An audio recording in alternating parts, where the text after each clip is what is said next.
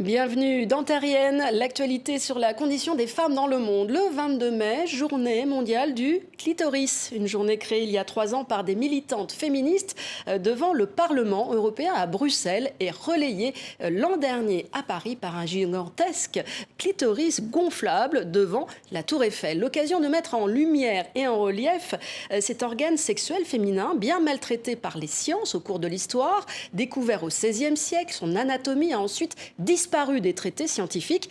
Il faudra attendre 1998 pour qu'une urologue australienne le réhabilite et 2017 pour qu'il soit enfin représenté dans sa totalité dans un manuel scolaire. Mais en 2016 encore, un sondage montrait qu'une fille sur 4 ne connaissait pas son existence et elles ne sont pas les seules encore aujourd'hui. Do you know what is this? No. No. What it is or what it represents? Ça, c'est quoi? Hé, Louis, tu connais ça? An animal?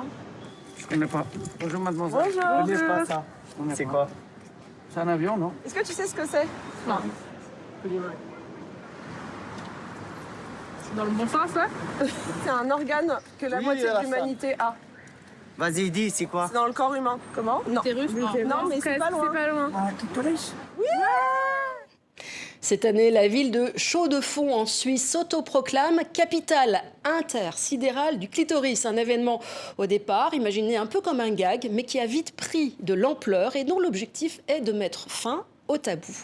Ce que je trouve intéressant, c'est plutôt le côté éducation sexuelle et puis cette espèce de contradiction entre une science qui se veut très scientifique et très objective et le clitoris qui apparaît, disparaît des planches anatomiques comme ça, où voilà, cette scientifique qui a fait toute l'anatomie en 1998, finalement l'information est sortie. Moi je me rappelle parce que ces questions-là m'intéressent depuis longtemps, mais tout à coup en 2017 j'ai découvert autour de moi que l'information avait échappé à presque tout le monde, en fait.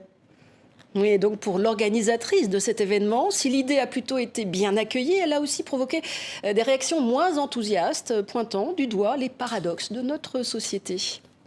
Il y a un enfermement qui reste, et puis apparemment des vagues dans plein de sujets liés à la femme, où tout à coup on a de la place dans l'espace public, on redisparaît, et le sujet de la sexualité apparaît dans les années 70 et redisparaît, et puis ben voilà, on vit quand même dans une société un peu paradoxale où la pornographie est facilement accessible, mais où parler de sexualité avec des personnes en présence dans la vie de tous les jours et faire autre chose que des blagues graveleuses ou de la fanfaronnade, c'est quand même pas encore très courant. Voilà, un dossier à retrouver sur notre site. Sinon, rendez-vous pour d'autres infos la semaine prochaine.